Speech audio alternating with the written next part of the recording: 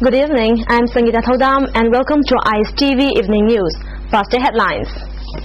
Cracks and leaks appear in the Mumbai water supply in Lamai constituency, causing serious concern to the people. Dr. Thingnam Kishan remembered on his first death anniversary. Education Minister L. Kumar to visit South Korea to strengthen bilateral ties under India's Look East policy. And Manipur's first women college, GP Women College, celebrates 46th Foundation Day. Now the news in details.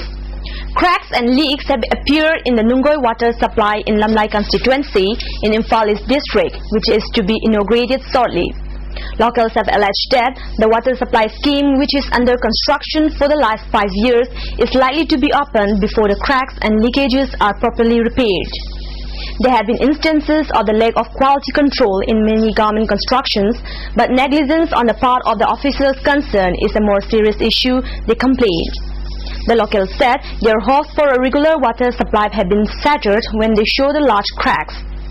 Meanwhile, construction of the inauguration plaque is going on as last cracks remain ignored. The first death anniversary of Dr. Thingnam Kishan was today observed by the Center for Alternative Discourse Manipur at its office at Kriyathong.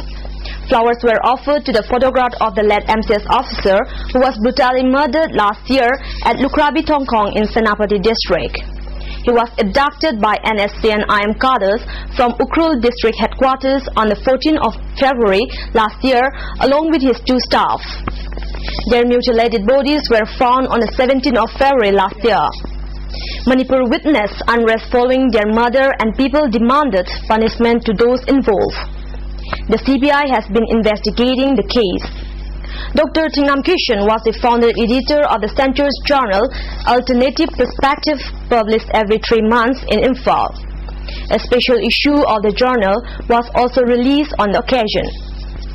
Manipur government is all set to bridge the gap between the Republic of Korea and the state of Manipur within the vision of the India's Look East policy. A team of state government delegates, led by Education Minister L. Kumar, is leaving Imphal for South Korea on 20th of this month to consult the matter with the Korean authority. The bilateral tie will focus more on the promotion of education.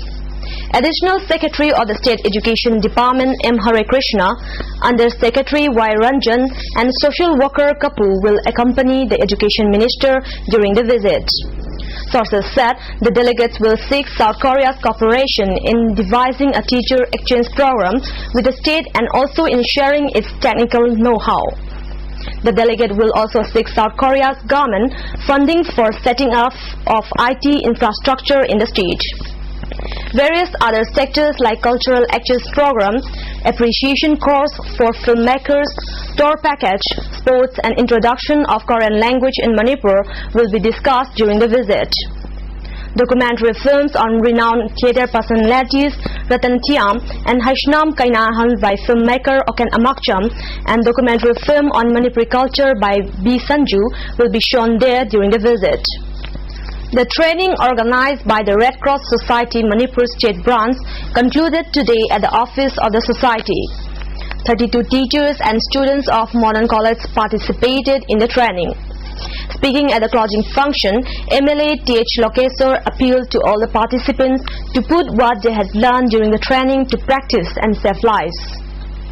One of the 3 bodies which remain unclaimed in the RIMS morgue has been identified by the family today. He has been identified as 18-year-old Salam Premjit, son of Ibocha of Sero Inkol. Family sources said he left home about 1.5 years ago. It may be recalled that 3 persons were killed by 12 Assam rifles in Nambisa in Ukhrul district on February 11 and were kept in RIMS morgue. 2 bodies were identified by family members yesterday. The 46th Foundation Day of the first Women College in Manipur, GP Women College, was celebrated today at the conference hall of the college. Students of the college presented various cultural programs including poetry, recitation, thangta on the day. Well-known Manipuri poet Thangzam Ipo Pisak, who teaches in the college, was honored by the Principal Secretary H. Devsekar, who was the chief guest. Awards were also presented to the outstanding teachers and students of the college. In his speech, H. Devsekhar said, since its establishment, GP Women College has become one of the best girls' colleges not in Manipur but in Northeast, and praised the commitment of the teachers and students in maintaining the academic standard of the college. Congress leaders and workers today receive MLA M. Prithviraj, who has been made President of State Youth Unit at Imphal Airport. AICC President Sonia Gandhi appointed him President of Manipur Pradesh Youth Congress Committee on the 12th of this month. The number of deaths in Pune German bakery blast has gone up to 11. Aditya Mehta, a student from Delhi, has succumbed to injuries today at Jahangir Hospital. Meanwhile, forensic report details are expected any time today. The report will clear doubts about the quantity of material used for the explosion and how the blast was triggered. Police are searching for suspects in Pune, Mumbai, Aurangabad and Beed. Their priority is to get persons who executed the groundwork in the blast case. Members of the Ben Simi in different cities across the state have been questioned on their whereabouts on the day of the blast. Finance Minister Pranab Mukherjee today said India's economy may grow over 8% in 2010 by 11 financial year after growing at around 7.5% in the current fiscal year ending March, agency reports.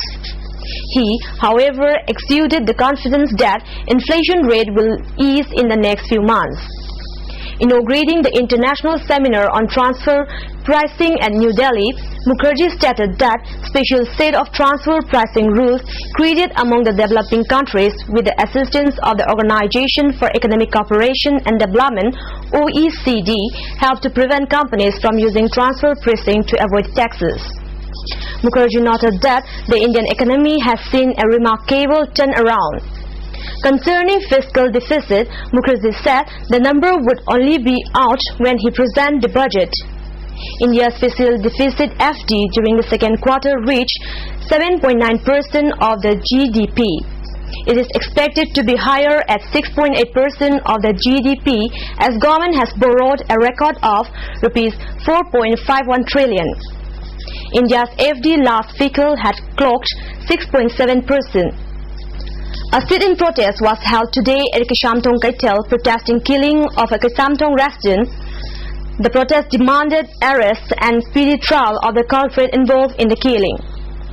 Rural Development and Panchayati Raj defeated BSNL by 6 wickets in the 21st Manipur Civil Services Cricket Tournament today at Oriental College and Model Higher Secondary School ground. S. Robindro of RD and PR was declared man of the match.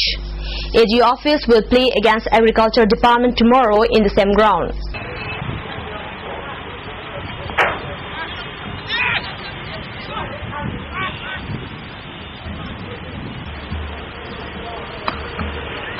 That's all we have for tonight. Let's have a look at the headlines once again. Cracks and leaks appear in the Nungoi water supply in Lamlai constituency, causing serious concern to the people. Dr. Tingnam Kishan remembered on his first death anniversary. Education Minister L. Jayantakumar to visit South Korea to strengthen bilateral ties under India's Look East policy. And Manipur's first women college, GP Women College, celebrates 46th Foundation Day. Repeat telecast of ISTV Evening News will be available on ISTV Channel 2 at 9:45 p.m. and on ISTV Channel 1 at 7:45 a.m. the next morning. Thank you for being with us. Good night.